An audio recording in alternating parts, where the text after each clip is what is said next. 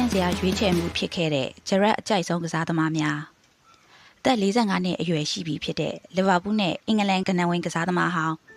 စတီဗင်ဂျရက်ဟာပရီးမီးယားလိမှာကစားခဲ့မှုတဲ့သူတွေတဲကသူ့အတွက်အကောင်းဆုံးဖြစ်စေခဲ့တဲ့ကစားသမား၄ဦးကိုရွေးထုတ်ပြသွားခဲ့ပါတယ်ဂျရက်ကိုယ်တိုင်ကလည်းပရီးမီးယားလိရဲ့တက်တန်းအရှိကြဆုံးကစားသမားတွေတဲကတအူးအပါဝင်ဖြစ်ပါတယ်လီဗာပူးအသင်းတစ်သင်းထဲမှာပဲနှစ်ပေါင်း18နှစ်ကြာကစားပေးခဲ့ပြီးသစ္စာရှိရှိနဲ့ပရီးမီးယားလိကိုဆွန့်ခွာသွားခဲ့တာပါသူ့ရဲ့ကစားသမားဘဝအဆုံးသတ်ခါနီး2015ခုနှစ်မှာအမေရိကန်မေဂျာလိကလပ်LA Galaxyကိုပြောင်းရွှေ့ခဲ့ပြီးအဲ့ဒီမှာ100တီကစားခဲ့ပါတယ်2016ခုနှစ်မှာတော့ကစားသမားဘဝကနေတရားဝင်အနားယူသွားခဲ့ပါတယ်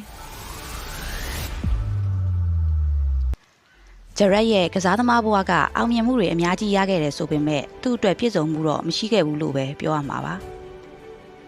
လီဗာပူးနဲ့ဖြတ်တန်းခဲ့တဲ့ကစားသမားဘဝတစ်လျှောက်ပွဲပေါင်း910ကစားပေးခဲ့ပြီး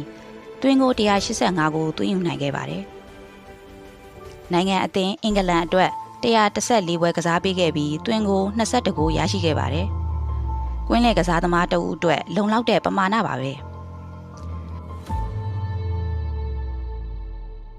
လီဗာပူးနဲ့အတူချန်ပီယံလိဖလားနဲ့ FA ဖလားတို့ကိုယူနိုင်ခဲ့ပြီးတခြားသောစုတစိတ်အောင်မြင်မှုတွေလည်းဂျရက်ရဲ့ကစားသမားဘဝမှာရရှိခဲ့တာမနည်းပါဘူး။ဒါပေမဲ့သူ့လိုချင်ဆုံးအရာဟာလီဗာပူးနဲ့ပရီးမီးယားလိချန်ပီယံဆုဖြစ်ပေမဲ့ဂျရက်ဟာ18နှစ်လုံးလုံးပရီးမီးယားလိကိုမရသွားခဲ့ပါဘူး။ဂျရက်ဟာသူ့ရဲ့ကိုယ်ရေးအထုပ်ပတ်တိ My Story စာအုပ်မှာကစားသမားဘဝတစ်လျှောက်တစ်ခေတ်ထဲမှာရှိခဲ့တဲ့သူ့အကြိုက်ဆုံး၄ဦးကိုရေးသားခဲ့ပါတယ်။ဂျရက်နဲ့တွဲကစားခဲ့မှုတဲ့သူတွေထဲမှာရောအဲ့ဒီကာလပြိုင်ဘက်အဖြစ်ရေဆိုင်ရသူတွေထဲမှာရောနာမည်ကြီးထိပ်တန်းကျယ်ဝန်းကစားသမားတွေမနှဲပါဘူး။အဲ့ဒီကမှဂျရက်ရွေးခဲ့တဲ့ကစားသမားတချို့ကတော့ပရိသတ်တွေကြားမှာအငင်းပွားစရာအံ့ဩစရာဖြစ်ခဲ့ရပါတယ်။ဂျရက်ဝန်ခံထားတဲ့အကြိုက်ဆုံး၄ဦးစရင်ထဲမှာလီဗာပူးရဲ့အကြီးမားဆုံးပြိုင်ဘက်ဖြစ်တဲ့ Manchester United ကစားသမားတဦးလည်းပါဝင်နေပါတယ်။ဒါတင်မကသေးပဲအဲ့ဒီကစားသမား United ကိုမရောက်ခင်အရင်ဆုံးကစားခဲ့တဲ့အသင်းဟာလည်းလီဗာပူးကစားသမားနဲ့ပရိသတ်တွေရဲ့အခါသီးဆုံးဖြစ်ရတဲ့ပြိုင်ဘက်ဖြစ်နေပါသေးတယ်။ဒီစရင်တွေကနောက်တဦးကလည်းဂျရက်နဲ့အရင်နှီးဆုံးတငယ်ချင်းဖြစ်ခဲ့တယ်လို့အဆိုးရွားဆုံးတစ္ဆာပေါက်သွားခဲ့သူလည်းဖြစ်ခဲ့တဲ့ကစားသမားပါ။ဘသူတွေလဲဆိုတာကြည့်ရအောင်။ My Story စာအုပ်ထဲမှာဂျရက်ကိုယ်တိုင်ရေးခဲ့တာကကျွန်တော်သဘောကျရတဲ့ကစားသမားတွေမနှဲပါဘူး။ကျွန်တော်မမီလိုက်တဲ့ခေတ်ကဂန်နန်ဝင်ကစားသမားတွေရောခုလက်ရှိကစားနေတဲ့လူငယ်ကစားသမားတွေထဲမှာရောအများကြီးရှိတာကြောင့်ကျွန်တော်အတွက်အကြိုက်ဆုံးလို့ယူရတာတော်တော်လေးခက်ခဲပါတယ်။နောက်ဆုံးမှာကျွန်တော်စဉ်းစားမိတာကကျွန်တော်နဲ့အတူတစ်ခေတ်ထဲမှာရှိခဲ့တဲ့ကစားသမားတွေတဲက၄ဦးကိုပြောပြဖို့ပဲအကောင်းဆုံးလို့ထင်ပါတယ်။ဆိုပြီးအစချီထားပါတယ်။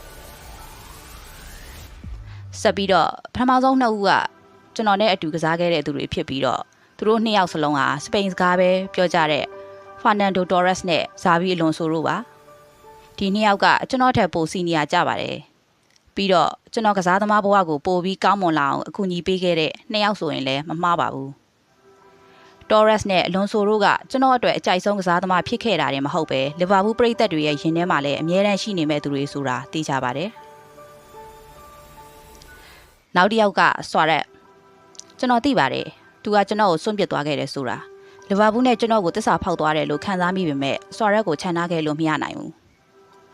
ကျွန်တော်ဆွာရက်ကိုစကားမပြောတော့ဘူးဆိုပေမဲ့အချိန်ကာလတစ်ခုမှာတော့သူနဲ့ကျွန်တော်လီဗာပူးအတွက်အတူတူတိုက်ပွဲဝင်ခဲ့ပူကြတယ်ကျွန်တော်ရဲ့အရင်းနှီးဆုံးမိတ်ဆွေလည်းဖြစ်ခဲ့ပါတယ်